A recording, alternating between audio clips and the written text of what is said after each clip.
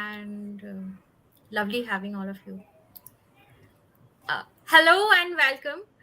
I am Deepshika, and on behalf of Shri the People, I welcome you all to this day long Digital Women's Writers Festival. It is the month of October, and as promised, we are back again with a day full of action packed conversations and panel discussions and one on one author spotlights. So, we hope you'll be there throughout the day and enjoying our sessions together.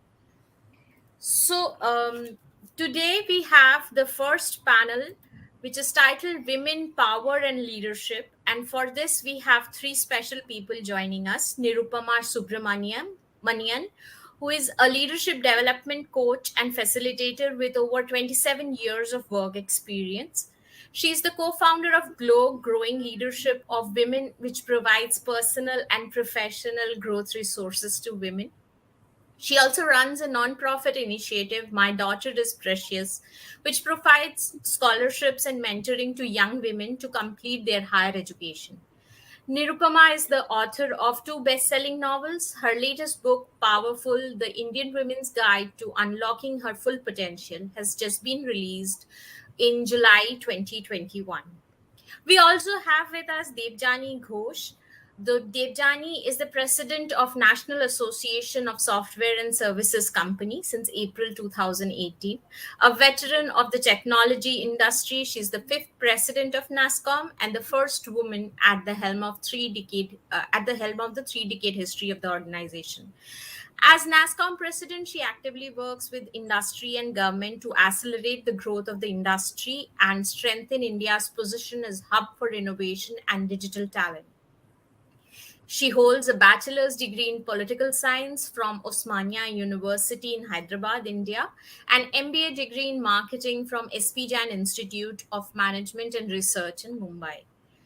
With them in conversation will be Shilpa Ajwani, our moderator for the day. Shilpa is the founder and CEO of Uno Mantra and business strategy consulting and leadership advisory firm that specializes in enabling consumer centric and lifestyle businesses to grow sustainably. Shilpa has also founded She Mantra, a community of women founders in the coaching and consulting domain. Among the many accolades that she has won was CEO of the Year for 2017, conferred by the Economic Times Polymer Award. She was leading Tupperware India as the managing director then. I welcome all three of you to She the People's Women's Writers Fest for this panel. And without wasting much time, I'll hand over the session to Shilpa for moderation. Thank you, Deepshika. Hello, Devjani and Nirupama. It's wonderful to be in conversation with both of you today. Let's dive straight into our topic, women, power, and leadership. And I want to start with you, Devjani, today. You have been probably on every list which talks about powerful women in India. Today, I want to know, what does power personally mean for you? It's like the $1 million question that you've asked. Since this is the Writers' Fest, I will quote one of my favorite writers, who's Amanda Gorman. I'm sure you all have read her. There's a line which she became famous for: "There is always light if we are only brave enough to see it, and if we are only brave enough to be it." To me, that's the definition of power. The conscience, the understanding, or the coming to terms with the fact that we can see the light, having the courage to say that we can be the light and we can use the light to drive change. I mean, for me, that sort of defines power. It's got nothing to do with gender. It's got nothing to do with, where you are and which pecking order are you in society.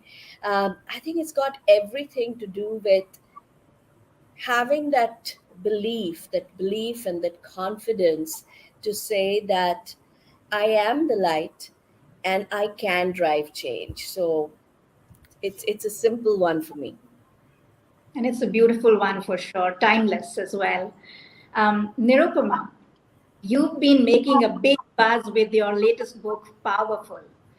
So let me ask you the same question. What does power mean for you? And why did you feel the urge to write this book at this time? Thank you, Shilpa. I think to answer the first question, I will go back to what I found from researching power and also my own experiences. And one of the definitions that I found is from Martin Luther King, who said, "Power properly understood is the ability to achieve purpose." And that one of the reasons I wrote the book was because in my professional and personal experience, I found that women did not often have positions of power, nor were they able to access the power within.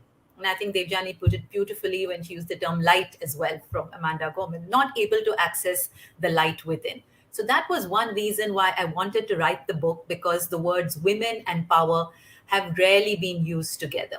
And I wanted to see how we can find a way for us to access our own inner power and therefore bring that power to the world.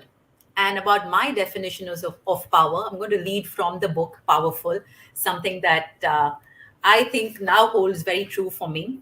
And I say that I see power as wholehearted being, fully living in our own essence, honoring the wonderful uniqueness in us, and integrating the energies for our growth. It's only by accessing our inner power that we can exert power in the outer world. And this can happen if we know ourselves well and can awaken the slumbering powers within us, the qualities that we've kept locked up and skills that we have disavowed. So it's also about looking deep into us and accessing that power. And my dream with Powerful is I find a way and I provide one tool for women to be able to do that. Wonderful. And so heartening that we are exploring new ways to really learn about power and harness this power in women. Devjani, you've had a very distinguished leadership journey. Is there any one episode or milestone that you can really think of where being a woman put you in a position of power rather than at a disadvantage? Because mostly we see that women and power, two words, don't seem to go together very often. Shilpa, you're talking to someone who, from the day she was born, was told by her parents that a daughter was the best thing that could have ever happened to them.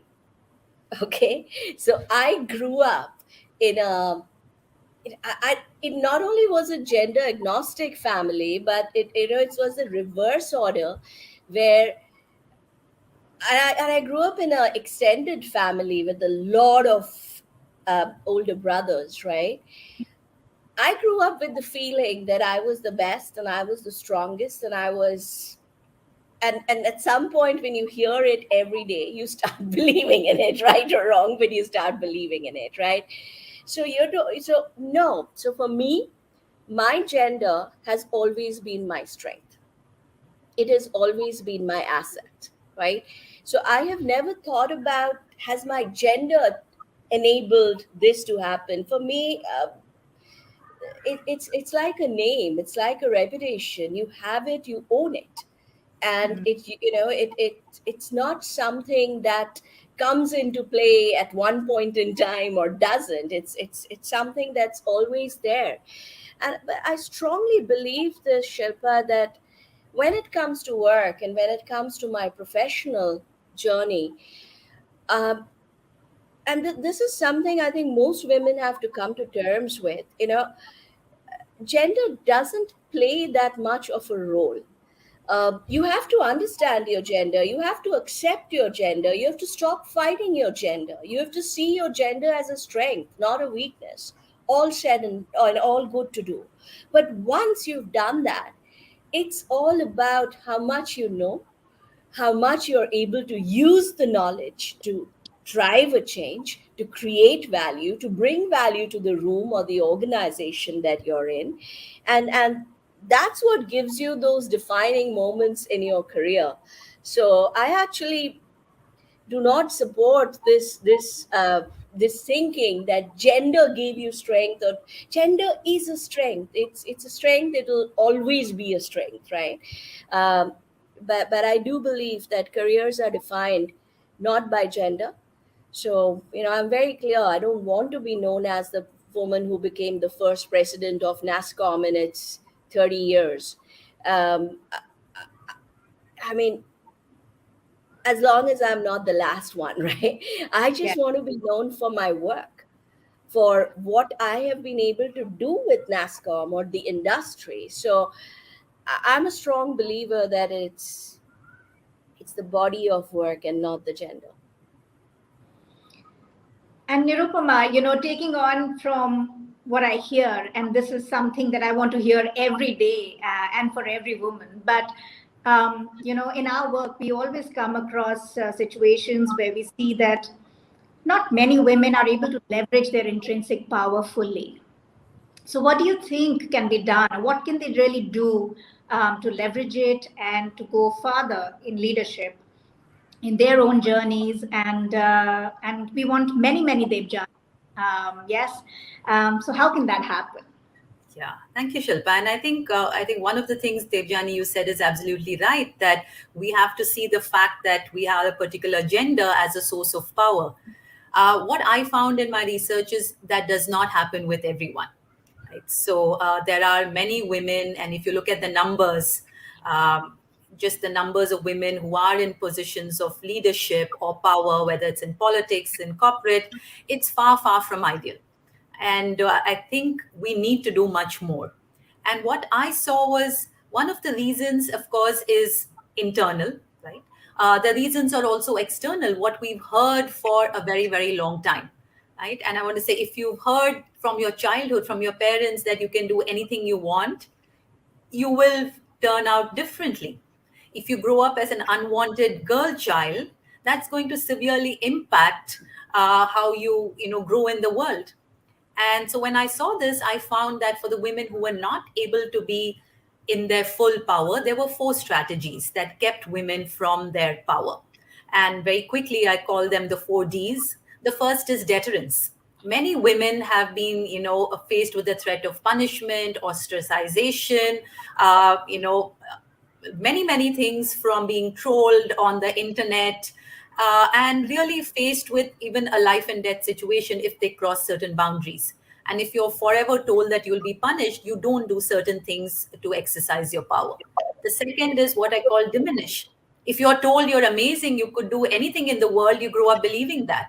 If you're told you're weak, you're helpless, you're fragile, you need men to protect you and take care of you, you grow up believing that. And that's, again, creates an internal barrier. And the third one is what I call decorate, right? Women are invariably held to much higher standards. And, in the women I coach, they come and tell me, I have to be perfect mother, I have to be perfect wife, I have to be perfect daughter-in-law.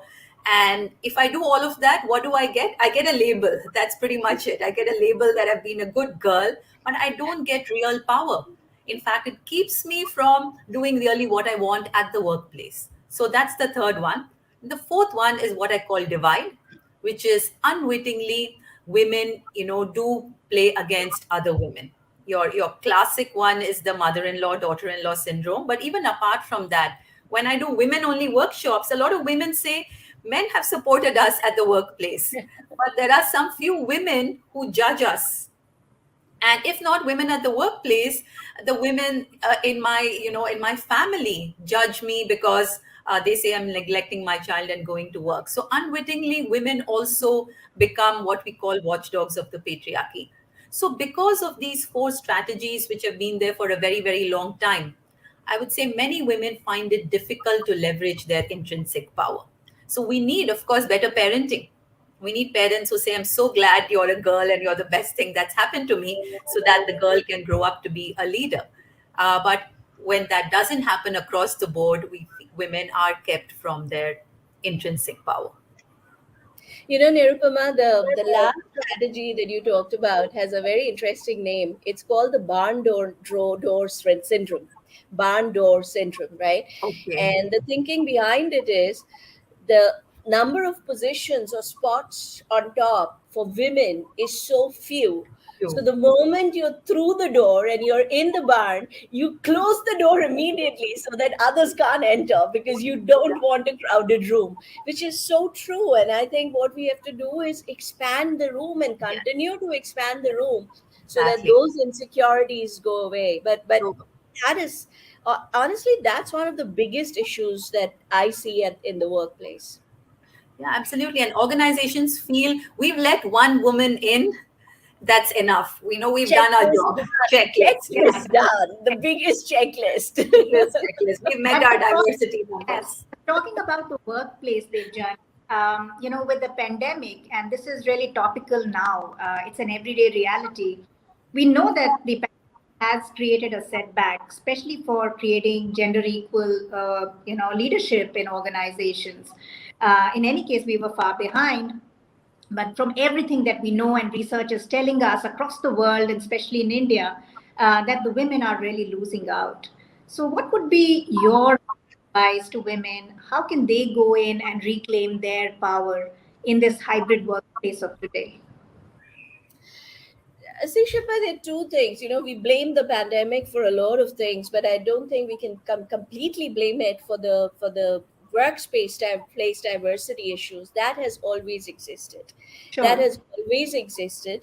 Yes, it has got amplified because what happened during the pandemic, while everyone is working from home and kids are at home because schools are shut down, women had to play a 24/7 dual role because the entire responsibility of working for the home, ensuring the kids are learning, etc., etc., etc., fell on her in most households, right? Because you are seen as the primary caregiver, and I think that's something we have to understand, and we have to, as we get back into the hybrid model.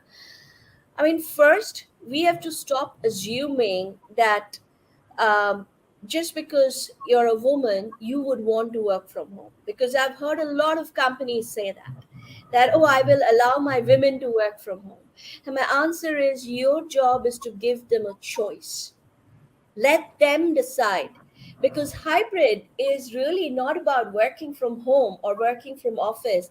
Hybrid is about the having the choice to decide how you want to work, where you want to work, and what's the best balance for you, right? It's really about having the best of both worlds. And I think companies have to realize that you have to give all employees that choice, because today, as we are getting into the hybrid model, it's the women more than the men who are coming and saying, I want to come back and I want to work in office because that gives me some time off. you know Yeah. if I'm at home, then I'm playing a dual role right through. So I think we have to think through these things. But that said, it's not about reclaiming today's world, it's about relevance.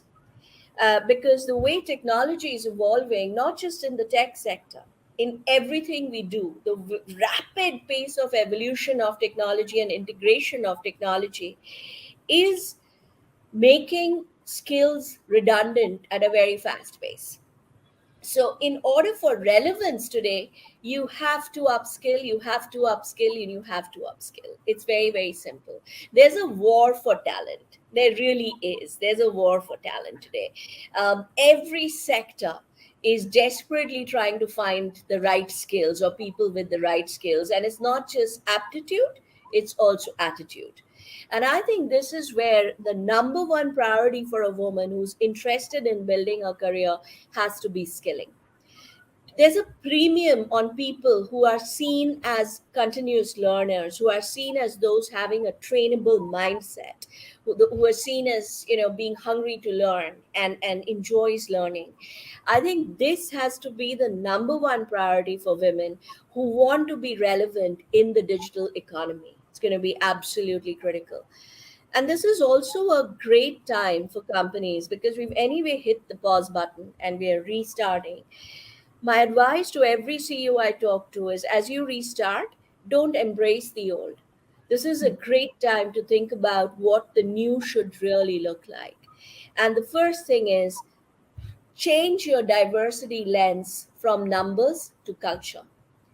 It's not about whether you've hit 15%, 20%, 30%, 50%. It can't be just about that. Sure, you have to track the numbers to know if you're making progress or not.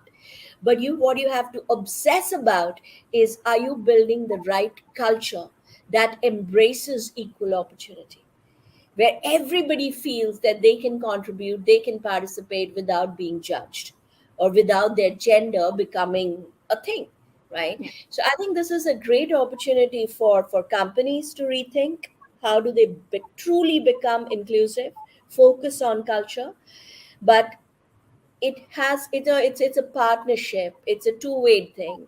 If companies do all of that but women still refrain from skilling themselves, um, it's not going to move the needle.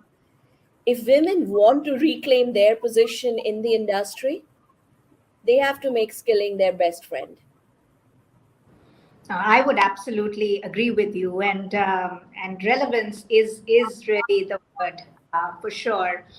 Now for a little bit of a fun question, and I'm very curious.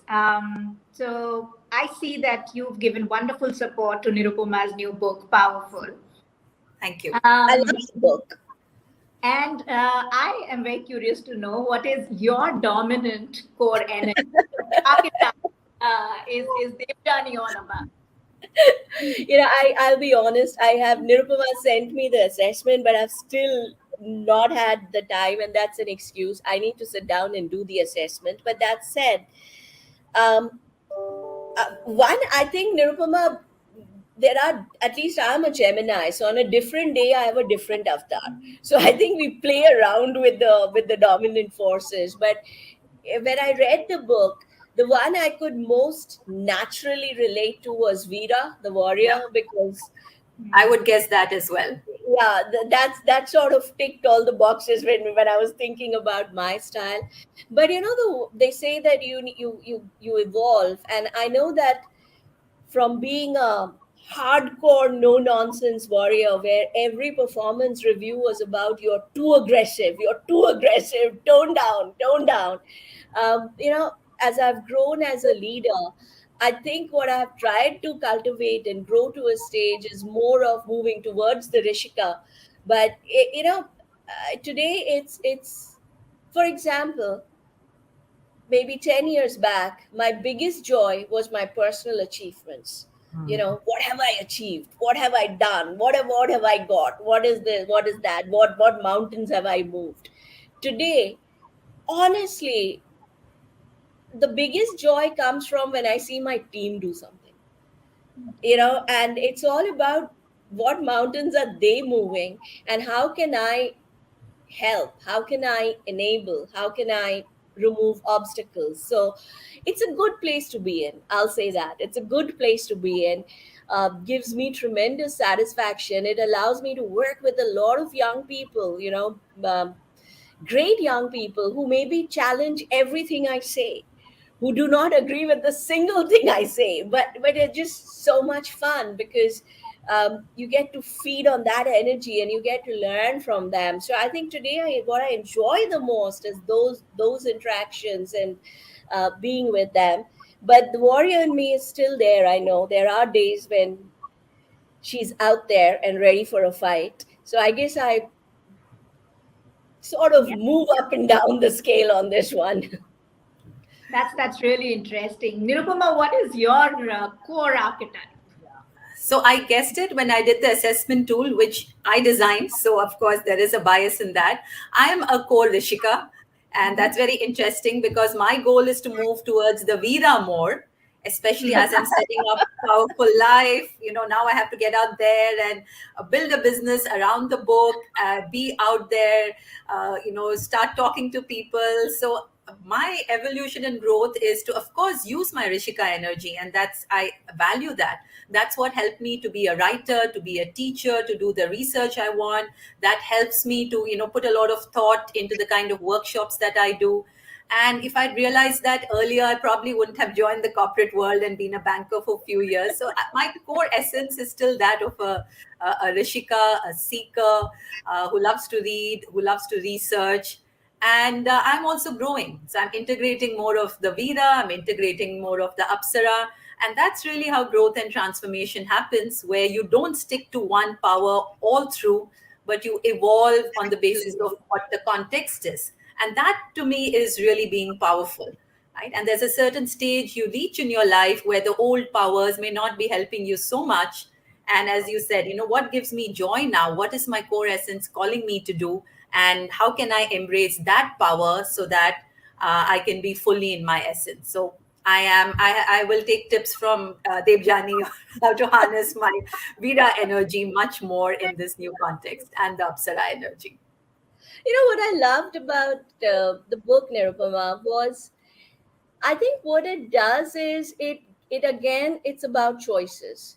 It Yes. gives us the choice to. It gives us, first of all, it helps us understand that there's so many.